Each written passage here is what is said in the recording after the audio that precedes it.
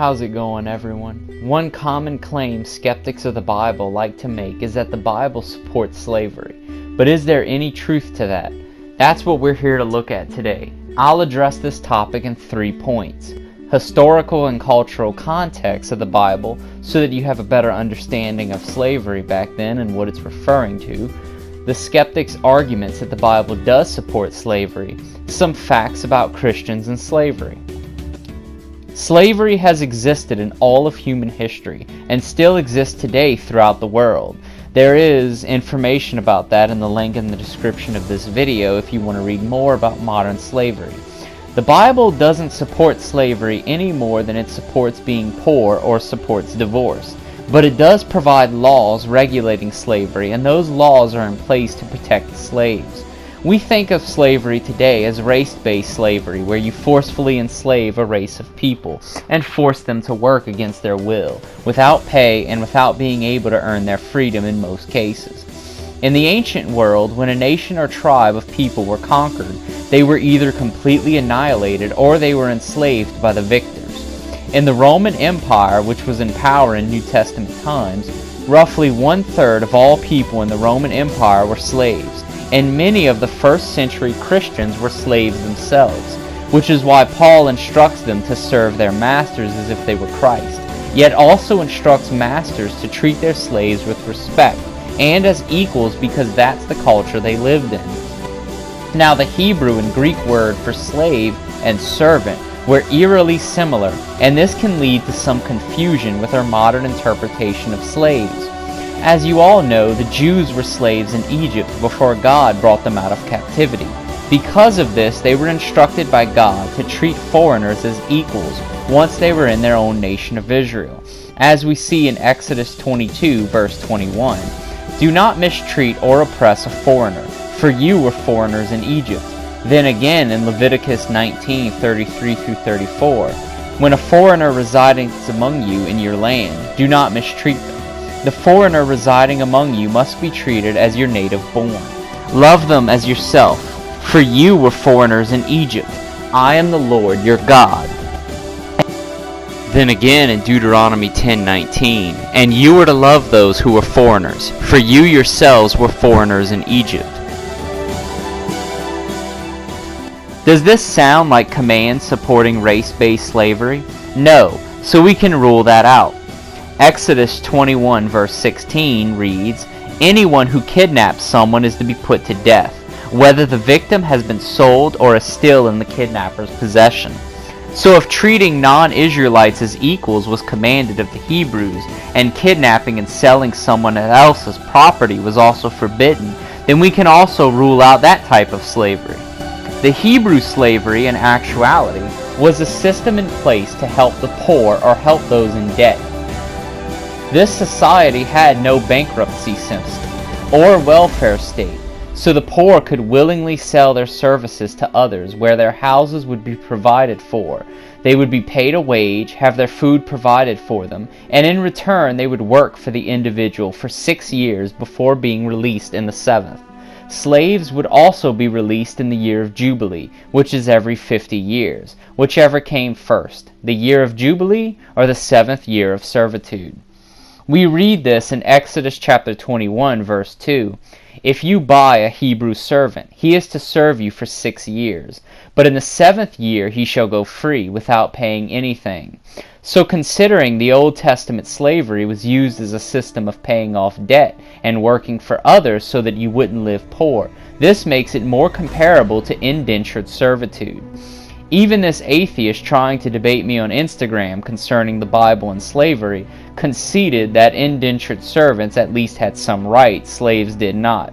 So we can all agree that biblical slavery is not supportive of our modern interpretation of slavery. Showing the historical context of biblical slavery should have already proven this claim false. But skeptics still try to argue that the Bible supports slavery, and they do it with these 3 verses. Exodus chapter 21, verse 20 through 21. "Anyone who beats their male or female slave with a rod must be punished, if the slave dies as a direct result. But they are not to be punished if the slave recovers after a day or two, since the slave is their property.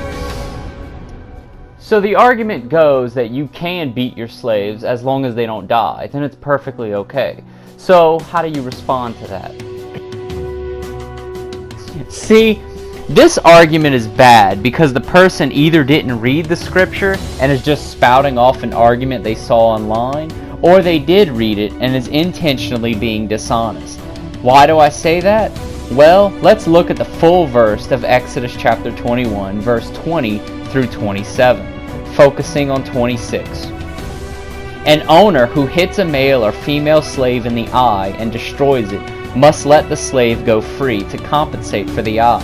And an owner who knocks out the tooth of a male or female slave must let the slave go free to compensate for the tooth. The punishment for killing a slave was the same punishment for murder, which is the death penalty. So if someone beat their slave, which we've already established was a 6-year servant, not only are they in danger of the death penalty if their slave dies, but they also lose the slave due to the injury. What makes this such a weak argument is the fact that it's literally 5 verses down from what they're quoting. This is even worse than the out-of-context Bible contradiction arguments because the rebuttal is literally on the exact same page, a whole 1 paragraph down. You can't make this stuff up, people. The second verse they use is Exodus chapter 21, verse 2 through 11. If you buy a Hebrew servant, he is to serve you for 6 years, but in the 7th year he shall go free, without paying anything. If he comes alone, he is to go free alone. But if he has a wife when he comes, she is to go with him. If his master gives him a wife, and she bears him sons or daughters, the woman and her children shall belong to her master, and only the man shall go free. But if the servant declares, I love my master and my wife and children, and do not want to go free, then his master must take him before the judges. He shall take him to the door or the doorpost, and pierce his ear with an awl. Then he will be his servant for life. If a man sells his daughter as a servant, she is not to go free as male servants do. If she does not please the master who has selected her for himself, he must let her be redeemed. He has no right to sell her to foreigners because he has broken faith with her. If he selects her for his son, he must grant her the rights of her daughter. If he marries another woman, he must not deprive the first one of her food, clothing, and marital rights. If he does not provide her with these 3 things, she is to go free, without any payment of money. So the argument here from skeptics is that only men are allowed to go free, and women, children remain in slavery. But that's not what's being said. Deuteronomy chapter 15, verse 12 through 15 specifies that the 6 years of servitude and being released on the 7th isn't exclusive to men, but all slaves. And when they are released, they're not to be released empty-handed. So what's the passage in Exodus really talking about then? Well, if the slave is married when he goes into servitude, then his wife is released with him. Pretty straightforward. If his wife is given to him from his master, then he goes free when his 6 years of servitude are over, and the woman remains because she hasn't yet completed her 6 years of servitude. Verse 7 through 11 is referring to marriage. See, back in those days, a man had to pay the father a bride price in order to take the woman as his wife, and it was his responsibility to provide a home for her. So she doesn't go free because she's married to the man, and marriage is meant to be for life, not a 6-year contract. And since we're now on the topic of marriage, let's take a look at Exodus chapter 22, verse 16 through 17. If a man seduces a virgin who is not pledged to be married and sleeps with her, he must pay the bride price, and she shall be his wife. If her father absolutely refuses to give her to him, he must still pay the bride price for virgins. So if a man sleeps with an unmarried woman, it's his responsibility to marry her, and it's on him to pay the bride price for his wife. Keep in mind that it says the father can refuse to give her to the man, yet the man is still responsible for the bride price, as we look at Deuteronomy 22, verse 28 through 29. If a man happens to meet a virgin who is not pledged to be married, and rapes her, and they are discovered, he shall pay her father 50 shekels of silver. he must marry the young woman, for he has violated her. He can never divorce her as long as he lives. A common argument I see skeptics making is that women were forced to marry their rapist. But the scripture is also very clear that the father of the woman can refuse to give his daughter to the man, and yet the man is still responsible for paying the bride price. Now if he does marry her, he's forbidden from divorcing her, like an old school shotgun wedding. And if he can't afford the bride price, then he would owe the father of the woman debt and could be taken as a slave. So effectively, rapists become the property of the woman's family in that instance. I get that it's a bit of a sidetrack, but still worth a mention. And the final verse that they point to is Leviticus chapter 25, verse 44 through 46. Your male and female slaves are to come from the nations around you. From then you may buy slaves. You may also buy some of the temporary residents living among you, and members of their clans born in your country, and they will become your property. You can bequeath them to your children as inherited property, and can make them slaves for life. But you must not rule over your fellow Israelites ruthlessly. If you look at this on its own, then it does appear to support slavery. However, the entire chapter of Leviticus chapter 25 refers to the year of Jubilee, which is every 50 years. In the year of Jubilee, all slaves in the nation of Israel are freed, and all debt is wiped clean, like a massive national refresh button. And the year of Jubilee is also a Sabbath year, meaning the Israelites don't do regular work, but treat it as a year of rest. So considering how the Bible specifically forbids kidnapping and harsh and unfair treatment of foreigners, when reading the scripture in its proper context, it's clear that if you are to have slaves in the year of Jubilee, then they are to come from foreigners instead of Hebrews. Yet again, just like the first argument, literally the very next verse in Leviticus 25 verse 47 through 48 says, if a foreigner residing among you becomes rich, and any of your fellow Israelites become poor and sell themselves to the foreigner or to a member of the foreigner's clan, they retain the right of redemption after they have sold themselves. One of their relatives may redeem them. So literally, the very next verse says that foreigners can own Hebrew slaves, even during the year of Jubilee, if that Hebrew becomes poor and sells himself to him. The conclusion is very clear.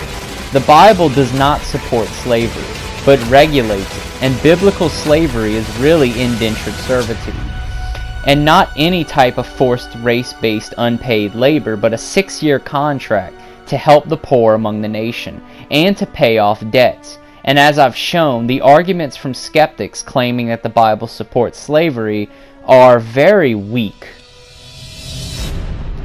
Remember how earlier I mentioned that 1/3 of all people in the Roman Empire were slaves, and many of the first century Christians were slaves themselves? Well, from a purely historical perspective, slavery existed for thousands of years without opposition, until Christianity. Between the 4th and 10th centuries, it was Christians that mostly eradicated the Roman style of slavery from the Western world. In the American South, Christianity proved to be the solace of the oppressed. As historian Eugene Genovese documents in Jordan, when black slaves sought to find dignity during the dark night of slavery, they didn't turn to Marcus Aurelius or David Hume. They turned to the Bible. When they sought hope and inspiration for liberation, they found it not in Voltaire or de Holbach, but in the book of Exodus. The abolitionist movement in America were dominantly Christians, who argued that everyone is equal in the eyes of God, and no man should have rule over another race of people. So the conclusion is that biblical slavery is ultimately servitude to help the poor, and a means of paying off debts. The Old Testament laws regulate slavery, and as we've seen, these laws exist to protect slaves from cruel masters. And finally, it was the Bible-believing Christians that were the first to oppose slavery, and effectively ended it twice in human history, twice in the Western civilization. So with that, Thank you all for watching, and I hope you all have a blessed day.